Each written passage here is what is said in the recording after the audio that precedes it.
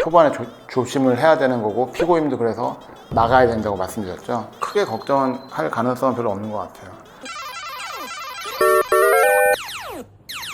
안녕하세요, 성형학개론입니다. 질문 답변 드릴게요. 안녕하세요. 지난 2월 말 첫 코 수술로 무보형물, 자간흑, 단차도 자간흑으로 맞춤, 복코, 연골 묶기 수술했습니다. 부목되는 날 비중격에 피고임이 있어서 수술실로 옮겨 비중격에 한 땀 열어서 아마 되게 약간 열었을 것 같아요. 코 세척 후 일주일 추가로 부목과 솜을 다시 넣었습니다. 2차 부목 제거나 세척을 했음에도 불구하고 붓기가 심한 상태였고 매일 내원해서 항생제 주사와 약도 일주일 연장했습니다. 지난주 토요일 내원 후 경과를 볼 때 왼쪽 비중격이 좀 더 부은 느낌이다, 숨길이 좁아진 느낌이다, 숨 쉬는데 이상은 없지만 하니 회복 과정이고 이 정도면 괜찮다 하셨습니다. 붓기라고 생각해도 크게 무리는 없습니다. 당일 기가 후 저녁부터 왼쪽 비중격이 심하게 부푼 채 가시적으로도 보였고 월요일에 다시 병원 방문해 보니 비중격을 조금 쬐을 때 고름이 나온다고 염증이라 전체 제거해야 될 것 같다는 소식을 들었습니다. 이제 수술한 지 2주 좀 지났는데요. 결국 전체 제거했고 코 기둥에 염증이 있었다고 합니다. 아예 제거 후 연골을 다시 묶어놓은 상태라 원래 코보다는 개선될 수 있다 했습니다. 첫 세척 때는 염증 소견은 없었다고 하셨고 세척을 하면서 세균이 들어간 건지 뭔지 모르겠습니다. 제가 불안한 부분은 어쨌든 염증을 갖고 있었고 그로 인해서 저의 비중격에 손상이 있거나 구축이 올 가능성이 있나요? 모태골은 완전히 못 돌아가나요? 재수술은 무조건 해야 하는 부분인가요? 하게 된다면 재료는 또 뭘 써야 되나요? 이미 자간으로도 염증이 있어요. 너무 걱정돼요. 댓글 남깁니다. 긴 글 죄송합니다. 당연히 힘드실 거고 스트레스 당연히 받죠. 자간늑으로 수술을 다 했는데 일단 이건 처음부터 생착되기 전까지는 역시 몸에선 이물질로 간주하고 초반에 조심을 해야 되는 거고 피고임도 그래서 나가야 된다고 말씀드렸죠.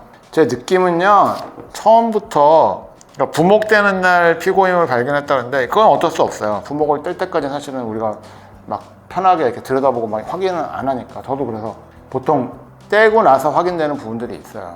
근데 처음부터 제가 볼 때는 피고임이 일단 원인이 그러니까 피가 또 왜 났냐고 얘기하면 또 한도 끝도 없는데 어쨌거나 이때부터 염증이 감염이 좀 있었을 거예요. 근데 불행히도 세척만으로 해결이 안 됐다는 얘기죠. 그 다음에 왼쪽 비중격이 좀 부은 느낌이다. 자, 그래서 세척한 다음에 그 자리가 부은 느낌이다. 이거는 저도 똑같아요. 저도 이거는 그럴 수 있으니까 좀 봅시다라고 했을 건데 그 다음에 고름이 나온 거는 이제 확정이 된 거죠. 결국에는 무보형물로 자간흑을 넣은 게 결국엔 다 감염이 됐다는 얘기예요. 아직 내 거가 안 됐기 때문에. 비중격에 손상이 있거나 구축이 올 가능성이 있나요? 라고 했는데 이거는 솔직히 비중격을 아마 손 댔는지 안 댔는지는 수산 선생님이 알아요. 자간늑을 썼다고 하더라도 비중격을 조금 박리하거나 일부러 약간 건드릴 수는 있어요. 특히 구순열 환자 할 때는 비중격 평형도 해야 되기 때문에 연골을 또 딴 데 쓰기도 하거든요. 요거는 수산 선생님이 내용을 좀 아실 거예요. 객관적으로 말씀드리려고 노력합니다. 기둥에 있는 걸 다 뺐단 말이에요. 다시 묶어놓은 상태라 원래 코보다는 개선될 수 있습니다 라고 했는데 이건 좀 모르겠어요. 솔직히 전 그렇게 생각은 안 하는데 그랬으면 좋겠습니다. 왜냐면은 계속 변할 거예요. 줄어들 것 같아요, 저는 왠지. 그리고 또 염증이 있었던 자리는 아무는 과정이 조금 영향을 받거든요. 그래서 사실 구축이 올 가능성도 생길 수는 있어요. 있다 없다의 문제는 아닌데 가능성은 생겨요. 이게 깔끔한 상태에서 제거가 된 게 아니고.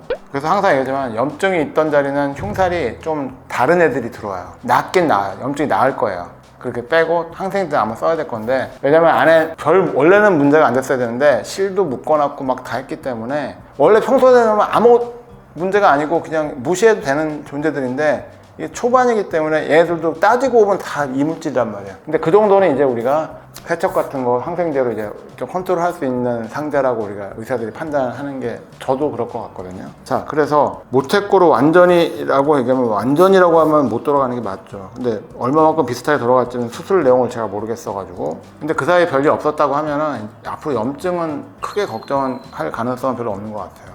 근데 모양에 대해서는 저는 좀 당분간 지켜보는 게 좋다고 생각하거든요. 왜냐하면은 박리를 했다든지 안에 막 해놓은 게 늑연골을 쓰고 막 이랬다라고 하면은요 아마 조금 꽤 했을 거예요.